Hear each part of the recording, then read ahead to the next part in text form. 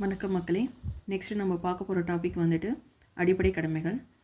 அடிப்படை கடமைகளை வந்துட்டு எந்த வருடம் வந்துட்டு சேர்க்குறாங்க அப்படின்னா 1976ஆம் ஆண்டு அரசியலமைப்பு சட்டத்திருத்தத்தின் மூலமாக கொண்டு வராங்க. எத்தனாவது சட்டத்திருத்தம் பார்த்தோம்னா 42வது சட்டத்திருத்தம்.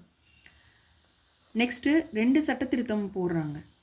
86வது சட்டத்திருத்தம் 2002 ஒரு கடமையை வந்துட்டு சேர்க்குறாங்க. அது நம்ம என்ன கடமைங்கிறத பின்னாடி பார்க்கலாம். இந்த அடிப்படை கடமைகள் வந்துட்டு எந்த பகுதியில் சொல்லியிருக்காங்க அப்படின்னா பகுதி 4 சப்கிளாஸ் ஏ. எந்த விதியின் கீழே வருது அப்படின்னா 51 சப்கிளாஸ் ஏல வருது. ஓகேங்களா. நெக்ஸ்ட்டு மொத்தம் எத்தனை கடமைகள் இருக்குது அப்படின்னு பார்த்தோம்னா 11 கடமைகள் நம்மளுக்கு இருக்குது. மொத்தம் 3 விஷயந்தாங்க அடிப்படை கடமைகளை பொறுத்தவரையும். எந்த சட்டத்திருத்தத்தின் மூலமாக நான் அடிப்படை கடமைகளை வந்துட்டு சேர்த்துருக்காங்க, எந்த சட்ட திருத்தத்தின் மூலமாக 11வது கடமையை அடிப்படை கடமைகளோடு சேர்த்துருக்காங்க, எந்த பகுதியில் வருது பகுதி 4 சப்கிளாஸ் ஏ விதி 51 ஏ. 11 கடமைகளும் எதில் வரும்னா இந்த 51 ஏல தாங்க வரும். ஓகே. நெக்ஸ்ட்டு நம்ம பார்க்க போகிறது இந்த அடிப்படை கடமைகளை போடப்பட்டதுக்காக நியமனம் பண்ண குழுவோட பேர் என்ன, யார் நியமனம் பண்ணாங்க அப்படிங்கிறது தான். இந்த அடிப்படை கடமைகளை அரசியல் அமைப்பில் சேர்க்கறதுக்கு போடப்பட்ட குழு தான் ஸ்வர்ன் சிங் குழு கமிட்டி. இது யார் வந்துட்டு இந்த ஸ்வர்ன் சிங் குழுவை அமைச்சது அப்படின்னா, நியமனம் பண்ணது அப்படின்னா காங்கிரஸ் கட்சி தான். அப்போது காங்கிரஸ் கட்சியில் யார் பிரதமராக இருந்தாங்க உங்களுக்கு தெரிஞ்சால் கமெண்ட் பண்ணுங்கள். ஓகே. 1976ஆம் ஆண்டு உள்நாட்டு நெருக்கடி வருது. அந்த உள்நாட்டு நெருக்கடி மூலமாக காங்கிரஸ் கட்சி என்ன பண்ணுறாங்கன்னா ஸ்வர்ன் சிங் குழுவை வந்துட்டு நியமனம் பண்ணுறாங்க. இந்த ஸ்வர்ன் சிங் குழு வந்துட்டு 8 அடிப்படை உரிமைகளை வந்துட்டு 8 அடிப்படை கடமைகளை வந்துட்டு குறிப்பிடப்பட்டது. ஆனால் சில அடிப்படை கடமைகளை வந்துட்டு பரிந்துரை பண்ணதை ஏற்கவில்லை. யார் ஏற்கலை அப்படின்னா காங்கிரஸ் கட்சி ஏற்கலை. அது என்னென்னா 2 தாங்க. அபராதம் தண்டனை, 2வது வரி செலுத்துவது கட்டாயமாக்கப்பட்டது அப்படிங்கிறது. இது 2மே என்ன பண்ணலை, இந்த பரிந்துரைகளை வந்துட்டு அப்போது இருந்த காங்கிரஸ் கட்சி வந்துட்டு ஏற்றுக்கலை. நெக்ஸ்ட் வந்துட்டு அடிப்படை கடமைகளின் முக்கியத்துவம் பார்த்தோம் அப்படின்னா பொதுமக்களுக்கு சில அம்சங்களை வந்துட்டு நினைவூட்டும் விதமாக உள்ளது அப்படிங்கிறது. அப்போ அந்த உள்நாட்டு நெருக்கிடும் போது பொதுமக்கள் என்ன பண்ணிட்டாங்க, அந்த போராட்டம் பண்ணவங்கன்னா பொது சொத்துக்களை வந்துட்டு தீ வைக்கிறது அந்த மாதிரிலாம் பண்ணிட்டாங்க. ஸோ இதெல்லாம் நம்ம வந்துட்டு கேன்சல் பண்ணணும், தடுக்கணும் அப்படிங்கிறதுக்காக தான் இந்த அடிப்படை கடமைகளே நம்மளுக்கு போடப்பட்டது. அப்போது பொதுமக்களுக்கு அறிவுரை சொல்கிற மாதிரி தான் இந்த அடிப்படை கடமைகள் வந்துட்டு இருந்தது. ஓகேங்களா. நாட்டிற்கு ஆற்ற வேண்டிய கடமைகள், நம்ம நாட்டிற்காக நம்ம என்னென்ன கடமைகள் நம்ம செய்ய போகிறோம் அப்படிங்கிறத இது சொல்கிற மாதிரி இருக்குது அப்படிங்கிற மாதிரி சொல்லியிருந்தாங்க. நெக்ஸ்ட்டு தேசிய கொடியை அவமதித்தல், எரித்தல், பொது சொத்துக்களுக்கு சேதம் உண்டாக்குதல் அப்படிங்கிறதுனா நம்ம என்ன பண்ணணும், செய்யக்கூடாது.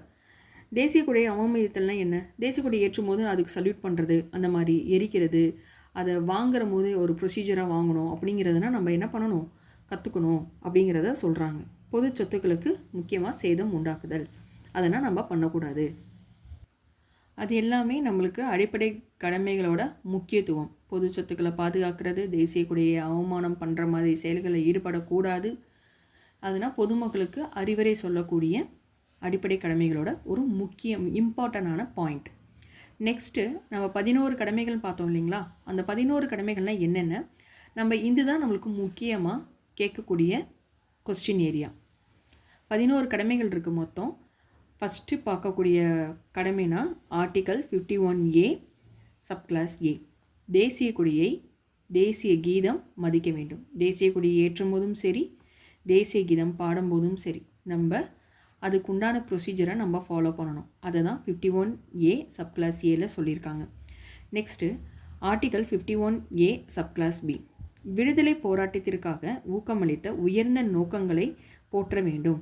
விடுதலைக்காக நம்ம போராடியிருப்பாங்க இல்லைங்களா, அந்த போராட்டம் பண்ண தலைவர்களை வந்துட்டு அவங்களோட சிந்தனைகளை நம்ம எதுவுமே கொச்சப்படுத்தாமல் அவங்களோட நோக்கங்கள்லாம் என்ன, எதற்காக போராடினாங்க, அதை வந்துட்டு நம்ம போற்றி பாதுகாக்க வேண்டும் அப்படிங்கிறத சொல்கிறாங்க. நெக்ஸ்ட்டு ஆர்டிக்கல் 51C, இந்தியாவின் இறையாண்மை ஒற்றுமையை காப்பாற்ற வேண்டும். நம்மளோட இறையாண்மை என்ன? ஒற்றுமையாக இருக்க வேண்டும், அதனால் காப்பாற்ற வேண்டும் அப்படிங்கிறத சொல்கிறது தான் article 51A subclass C.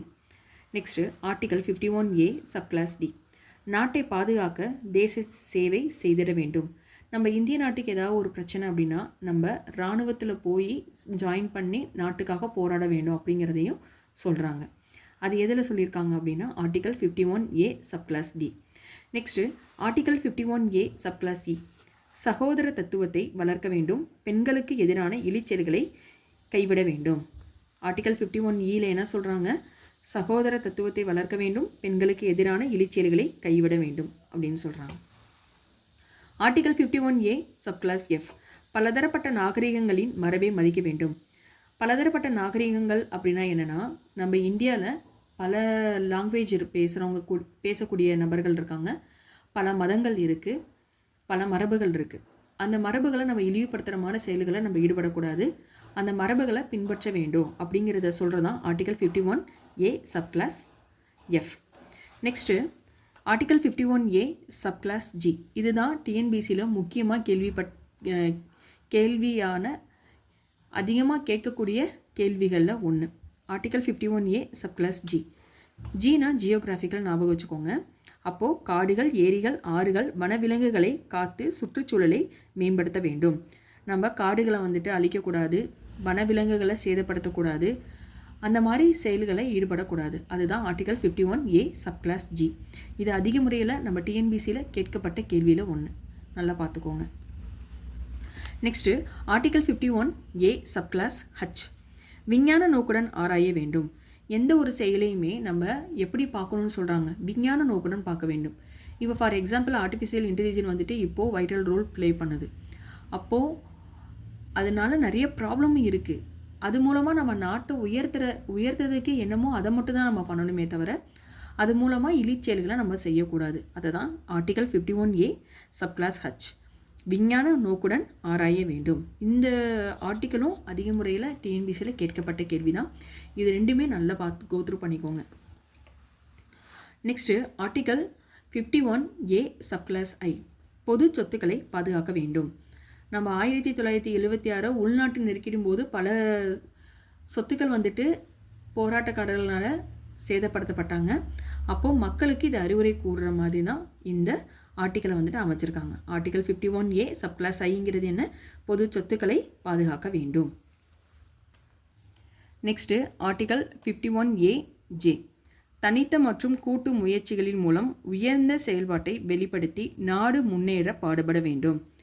Article 51A subclass J, ஒரு இண்டிவிஜுவலாக இருக்கட்டும் சரி, ஒரு எல்லாரும் ஒன்று கூடியும் சரி, நாட்டை முயற்சி பண்ணுறதுக்கு நம்ம முன்னேற பாடுபட வேண்டும் அப்படிங்கிறத இதில் சொல்கிறாங்க. ஆர்டிக்கல் 51A சப்கிளாஸ் கே, நம்ம ஃபஸ்ட்டு முன்னாடி பார்க்கும் போதே நம்ம என்ன பார்த்தோம்னா 86வது சட்டத்திருத்தம் 2002 படி லாஸ்ட் ஒரு கடமையை சேர்த்துருப்பாங்க. அதுதான் 6 to 14 வயது குழந்தைகளுடைய கல்விக்கான வாய்ப்புகளை நம்ம உருவாக்கிட வேண்டும். இது எந்த சட்டத்திருத்தத்தின்படி சேர்க்கப்பட்டது? 86 சட்டத்திருத்தம் 2002 படி சேர்க்கப்பட்டது. அப்போது இதுவும் ரொம்ப முக்கியமான பாயிண்ட். எப்படி கேட்கலாம் அப்படின்னா, 86வது சட்டத்திருத்தம் 2002 படி அடிப்படை கடமைகளில் ஒரு கடமை இணைக்கப்பட்டது. அது எந்த கடமைன்னு கேட்கலாம். அப்போது 6 to 14 வயது குழந்தைகளுக்கான கல்வியை நம்ம முன்னேற பாடுபட வேண்டும், உருவாக்கிட வேண்டும் அப்படிங்கிறத சொல்கிறாங்க. நம்மளோட சேனலில் அடிப்படை கடமைகள் பார்த்துருக்கோம், அடிப்படை உரிமைகளுக்கான ஒரு வீடியோவும் நான் போட்டிருக்கேன். உங்களுக்கு வேணும்னா கோத்ரூ பண்ணுங்கள். வாழ்க வளமுடன்.